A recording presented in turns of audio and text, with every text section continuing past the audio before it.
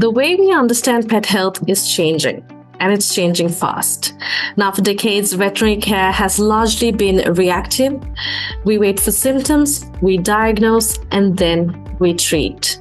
But today, with advances in data, connected devices, and artificial intelligence, we're beginning to shift towards something far more powerful: early detection, predictive care, and a deeper understanding of what our pets are actually experiencing, both physically and emotionally.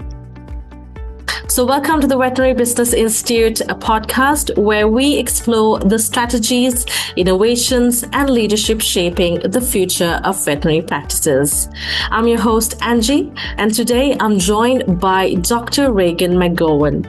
She is the Director of Global Digital and AI Product Development at Nestlé Purina Pet Care. Dr. McGowan is a leader in animal behavior science, and digital innovation with over 15 years of experience at the intersection of research, technology, and pet well-being. Her work focuses on using AI, connected technologies, and behavioral sciences to better understand pets, especially when it comes to detecting subtle changes in their emotional and physical health. With a PhD in applied ethology and a track record of pioneering research in animal cognition and emotional states, she brings a truly unique perspective to the future of veterinary care. Now, in this episode, we'll explore how subtle behavioral changes in pets can signal early health issues long before clinical symptoms appear.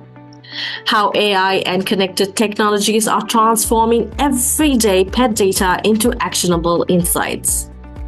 Real-world examples of how early detection is improving outcomes for pets, and how understanding emotional states in animals can reshape the way we think about health, care, and the human-animal bond.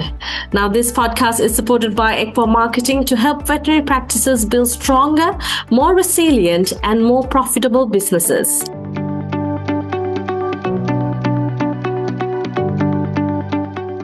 Now let's get into the conversation. So Dr. McGowan, welcome to the podcast. How are you doing today? I'm doing well. Thank you so much for having me. Yes, of course. All right. So first of all, we've got the first question for you. You've spent years studying animal behavior. So how can subtle behavioral changes signal early health issues in pets that owners might overlook? I'm glad that you asked about this. And pets are always telling us when something's changing, but we're just not always the best at listening to them. Yeah. Dogs are pretty great at giving us very boisterous signs to indicate what they're feeling or how they're experiencing something, like play bows or tail wags, or they're noticeably excited when something's going well. And also will show us on the other side how they're lethargic or withdrawn when they aren't feeling as well. And so they can even be quite dramatic with things like sighs or nosing or nudging us to pay attention. All the dog owners out there know exactly what I'm talking about. Cats, on the other hand, they're notoriously great about masking their symptoms, or people are just really terrible at noticing the subtle cues that they're giving us. But any way that we can help flag those signs for pet owners is a really great thing. One of the clearest examples is elimination behavior. As unglamorous as it is, the litter box is actually a window into a cat's health. Changes in weight, frequency of visits to the litter box, or time spent in the box often show up long before owners will notice any clinical symptoms, especially for diseases like chronic kidney disease, where usually it's quite advanced by the time it's diagnosed because pet owners just aren't really noticing those subtle signs. But with technology, we're able to surface those subtle behavior changes that might otherwise go completely unnoticed. And this is exactly what we've developed with some of our technology, namely the Petivity Smart Litter Box Monitor that really sits quietly underneath your cat's existing litter box and passively collects data on weight fluctuations, litter box frequency or visits, duration, and other behavioral patterns over time. And this technology really helps surface those subtle trends, giving owners data to start earlier, much more informed conversations with their veterinarian. It's really about catching those changes sooner, especially for cats who don't show those signs very clearly themselves. All right, so it's actually kind of scary how easy it is to miss those subtle signs. So, building on that, how is AI and connected tech helping turn that everyday data into something vets and owners can actually use? This is such an important question because there's no shortage of pet tech out there and it's collecting a lot of data. But data alone isn't really the true value. The real value is turning that data into insights that pet owners and veterinarians can actually use. And it's important to note that not all devices are created equal. High performing AI depends on high quality truth data because models are only as good as the data that's been used to train them. As an example, for our Petivity Smart Litter Box Monitor, that meant training our models on literally hundreds of thousands of real litter box events where we carefully labeled videos of cats using the litter box and synchronized those labels with sensor data. That level of effort is what allows the system to be very reliable and make very reliable pattern detections. That said, it's important to call out that devices are not diagnosticians. They are really pattern detectors. So a single data point doesn't mean much, but consistent trends over weeks really do matter. So things like gradual weight loss, increasing of visit frequency, shorter durations in the box, those are the kinds of changes that are easy to miss in an annual exam but can be very early signals of issues for things like kidney disease or diabetes. So the beauty of Purina is that we are experts in everything pet. I have the pleasure to work with experts in veterinary medicine, pet nutrition, behavior, genetics, endocrinology, you name it. Any topic pet, we have experts there. So each of our experts can take the same data set and they can look at it and interpret it from their unique lens. And we then take all of that expert logic together and translate raw data into very meaningful, actionable insights for the pet owner and also for their veterinarian. And the goal really is to support, not replace, the vet-client relationship.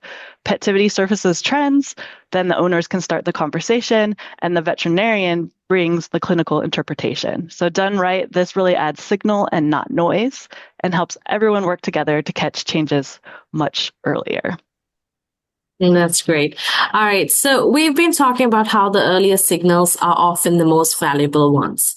A subtle shift in behavior, a small change in routine, a pattern in the data that might not mean much on its own, but becomes incredibly important when someone knows how to interpret it.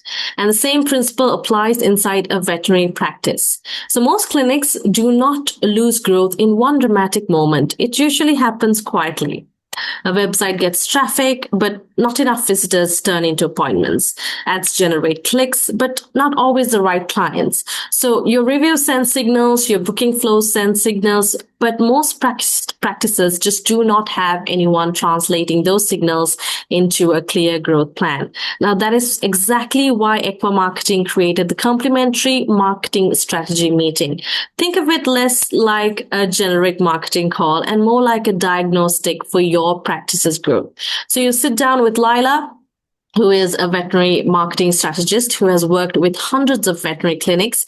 So together you look at what your marketing is actually telling you, what is bringing in new clients, what may be quietly costing you opportunities, where the leaks are in your client journey, and what a focused 6-month growth plan could look like for your clinic, your market, and your goals. So instead of guessing, adding more tools or spending more budget without clarity, you walk away knowing where to focus next. Now you can book your complimentary marketing strategy meeting at www.veterinarybusinessinstitute.com/MSM/ Once again, www.veterinarybusinessinstitute.com/MSM/.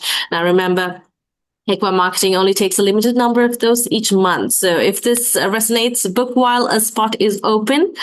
All right, so let's get back into the conversation because the next question takes the idea even further into real-world outcomes. So, Dr. McGowan, what are some real-world examples where early data-driven detection has significantly improved a pet's health outcome? Yeah, so this is where the practical impact of these tools really comes to life. One of the most compelling use cases is with early chronic kidney disease detection in cats. A cat owner notices a flag from something like a smart litter box system that's really showing a meaningful uptick in visit frequency over, let's say, 3 to 4 weeks. They bring this information to their veterinarian, blood work gets run, early stage CKD is confirmed, and that's a cat who is now managed proactively and not reactively. For chronic kidney disease specifically, a smart litter box monitor is one of the most directly relevant tools that we have out there. The behavioral markers of early kidney disease in cats are exactly the same variables that the system is tracking over time. So that's not just generating data, that's really a clinically meaningful signal. Another example is with subtle weight loss. So let's say we have a senior cat losing 1/4 to half a pound over 6 weeks. This isn't something that most pet owners will notice day to day, but a scale can show this data very clearly. And this is the kind of trend that prompts earlier blood work and then a conversation about something like hyperthyroidism or diabetes or GI disease, all conditions where early intervention really matters.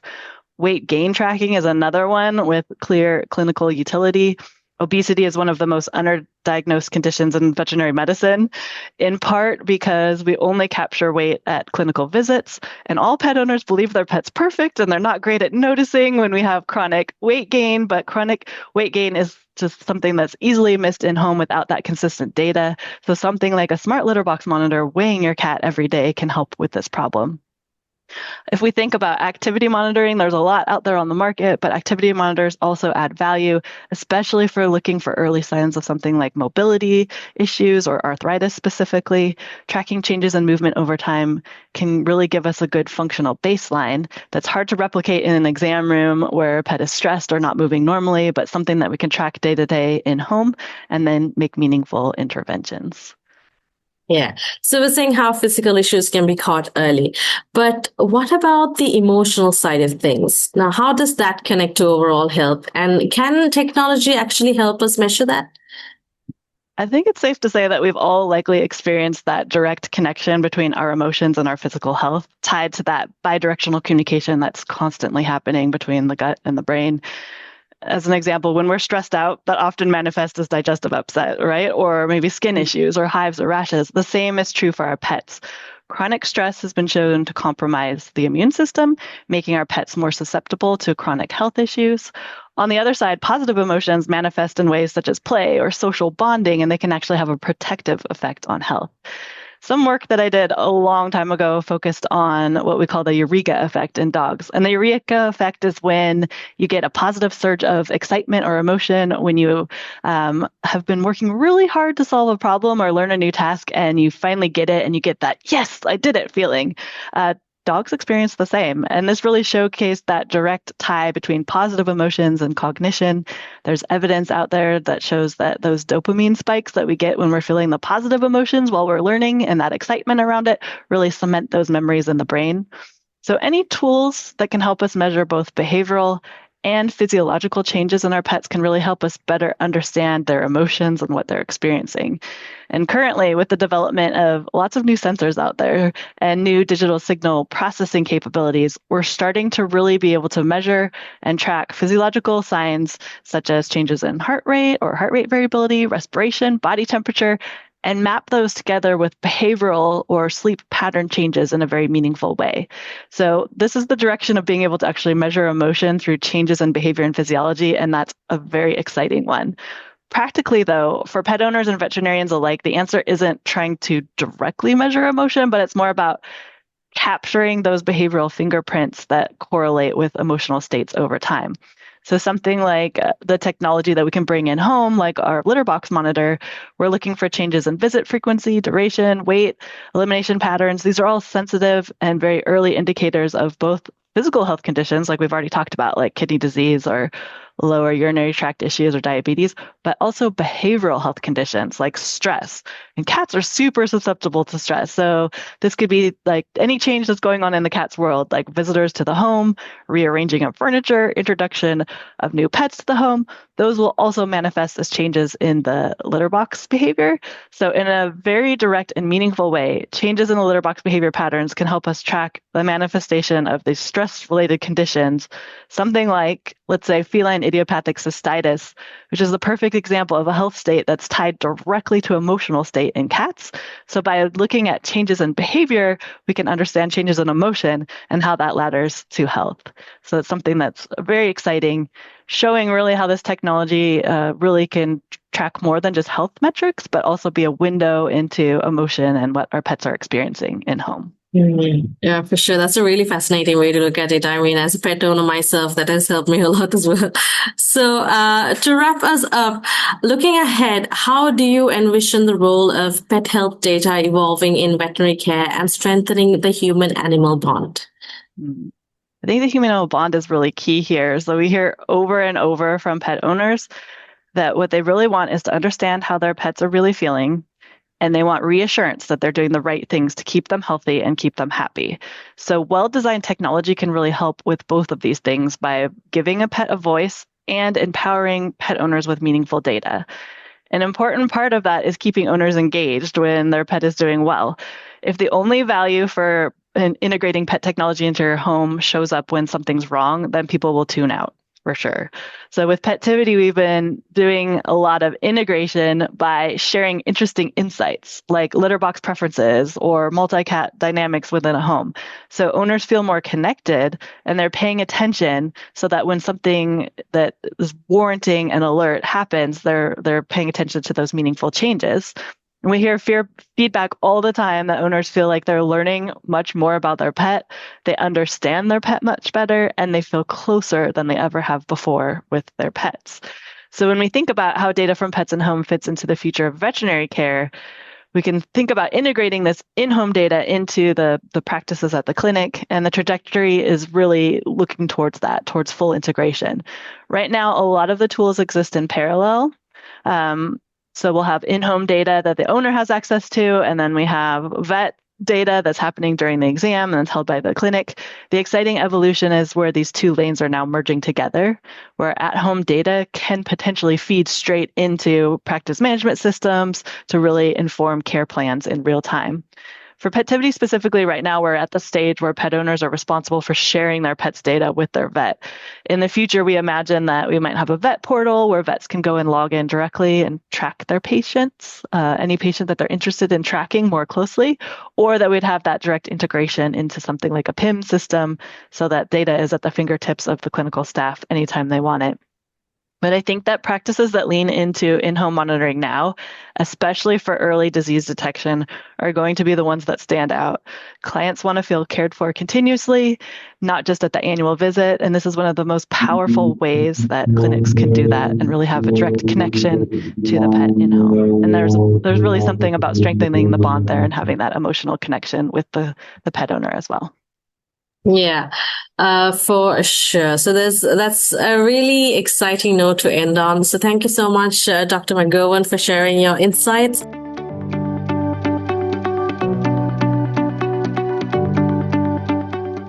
It's been such an interesting conversation. If there's one big takeaway from today, it's this.